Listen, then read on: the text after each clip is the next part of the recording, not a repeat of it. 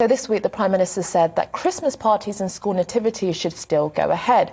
He said that despite the introduction of new restrictions in England to help control the spread of the Omicron variant, the government was not suggesting children should be taken out of school ahead of the holidays or plays cancelled. I imagine that parents up and down the country will be devastated by that news. They're going to have to sit through some more murder silent night. Anyway, the Prime Minister added that the Plan B measures, which include guidance to work from home and face coverings for most indoor venues, do not amount to a lockdown. But a lot of people have questioned why it's OK to go to a Christmas party when you're in close proximity, but not to attend work. Well, to explain a bit more on this now is Dr. Catherine Millington-Sanders, NHS doctor and educationist. Thank you very much for joining us. Personally, I'm very happy that we can go to Christmas parties. I also don't particularly want to work from home, so this doesn't really bother me, but some people are saying that it's a little bit strange, really. It doesn't seem to quite make sense.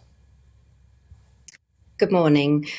Well, firstly, I think it's really important that I'm a GP, so I'm not talking from a political standpoint, and my overriding concern is for patients.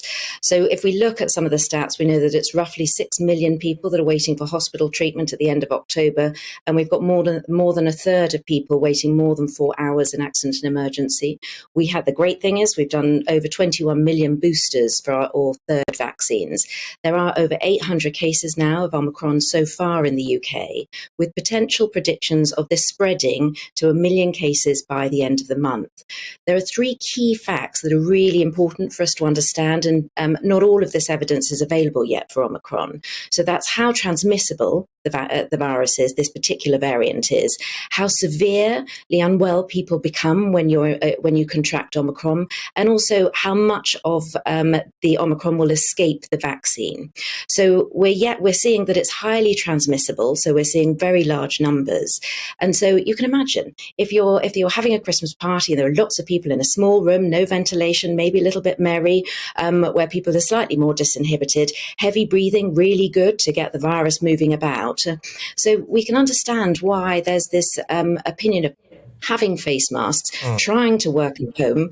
I agree. There are some mixed messages of how can we have a Christmas party and yet all of us not necessarily be in an office. And it would be valuable to get much more clarity of that for people, because otherwise it's confusing for people to know exactly what they can do.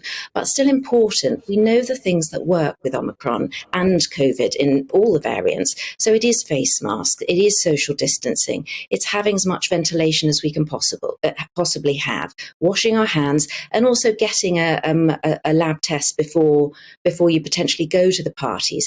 These are all the things that we know will significantly help us reduce the spread. And what we're trying to do, particularly for me as a GP and seeing people come unwell, and it's a marathon now, isn't it? It's no longer the sprint that we've had. We've been all going for 20 months. Public have been incredibly resilient and really trying to do our very best. NHS professionals also trying to do our very best.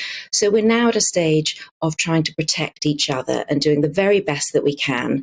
And it's not necessarily the Christmas that we'd all wished and hoped for with all of our freedoms, but still we can all do these things to help protect each other from all of the COVID variants.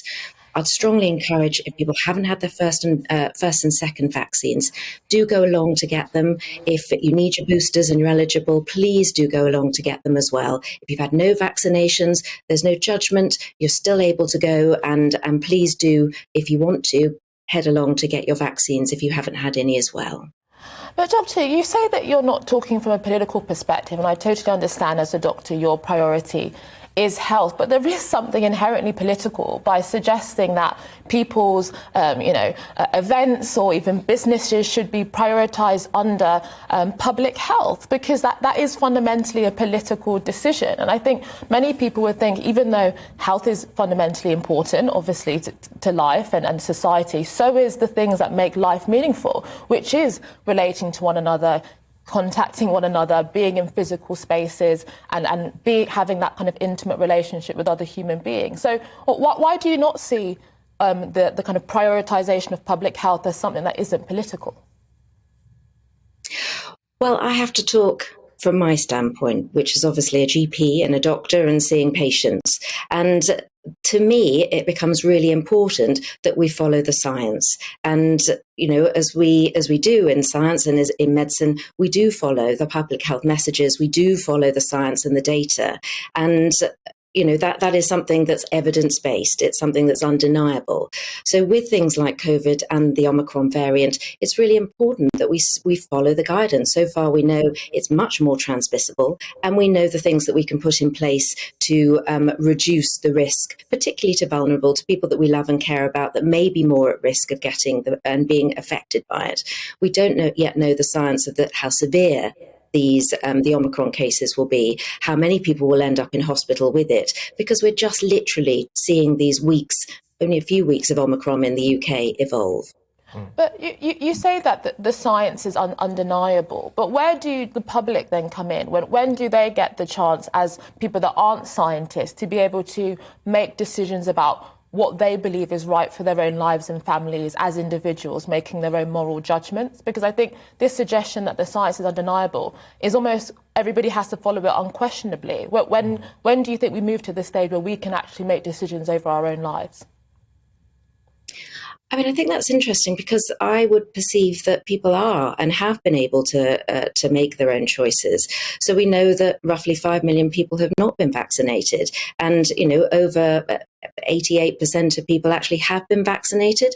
There are choices. There are choices to potentially have Christmas parties. There are different recommendations in different countries. Yeah, sorry, just quickly, because we're running out of time, but on that point there about 5 million people not being jabbed for whatever reason, there are serious talks now, indeed from some quarters of the media as well, people who can't be named, to say that actually we should potentially be looking at restricting their lives. They're selfish, and that therefore they lose the rights and civil liberties. Would you support things like maybe, a lockdown for the unvaccinated? I would absolutely, as I continue to say, would support the science, and I continue to be guided as a doctor by the scientific evidence. So I think that's probably... Does the science say we should lock down the unvaccinated, in your opinion? The science doesn't currently say that we should be locked down. There should be a lockdown for the people that are unvaccinated. Good. OK, well, that's refreshing to hear, actually. I'm quite glad, because I was getting concerned that actually we're going to end up with about 5 million people shackled to Chris Whitty's radiator or something like that. So it's nice that we can actually get out and about. Well, thank you, Dr. Catherine Millington-Sanders, NHS doctor and educationist.